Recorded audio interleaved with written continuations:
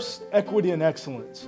We don't believe that we'll be able to achieve equity via social emotional learning, the science of learning and development, all of these other very important frames without explicitly naming equity as a goal and explicitly walking through each of the tools, each of the models, each of the narratives to connect them to equity. By that I mean, what are the kinds of things you are prepared to unravel as part of your work? It won't just happen that young people who have been disadvantaged by your system will suddenly be privileged under a new model without talking through how they got there in the first place, without talking about how young people, their families, their communities are not seen as valuable components in that community and receive an education that's very much defined by that second-class, third-class status. We needed to focus on the ways in which we could build some common understanding about what we intended and the ways in which we thought we needed to interrogate current practice, current policy, current investments, understanding them with the historical lens and pointing towards the future. Complementary, not competitive for us is central to the ways in which we understand those narratives. No one has to win the day, right? We are capable of thinking about the ways in which we can work together, combining these existing narratives with some new narratives, some new frames. Part of what we've been doing over the last 18 months, but really in earnest since October 2019, is hosting listening sessions across the country. These sessions include people from various sectors, certainly K through 12 educators, but also social workers, workforce development specialists, juvenile justice specialists.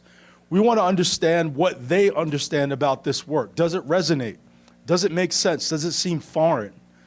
We do not believe it will be sufficient to focus on any kind of P12, P16 strategy that leaves out all the other youth-serving and child-serving agencies, organizations, initiatives, et cetera. Clarity, how and where learning and development happen. That's our focus. Understanding that most of the people in this room can point to an individual who was probably not your school teacher, who contributed to your development and academic intellectual growth. Those people matter. We want to make sure that they're recognized as we talk about this work, not just focusing on individuals as we talked earlier, but about the ways in which people make sense of their professional lives.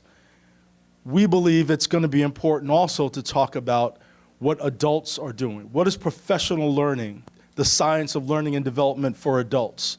What do we know about how adults manage innovation, change, reform? That has to be a part of what we talk about when we talk about social and emotional learning, people's professional careers and identities potentially being upended. How do we deal with that as we talk about what's best for children and students more generally? Clarity. Communities have schools, schools don't have communities. Schools are there to help a community do its work. We should not be organizing communities to help schools do their work. It's set up differently when you think about whole child equity, when you talk about science of learning and development. These are ways in which we help people grow. That is a setting. A school is a setting.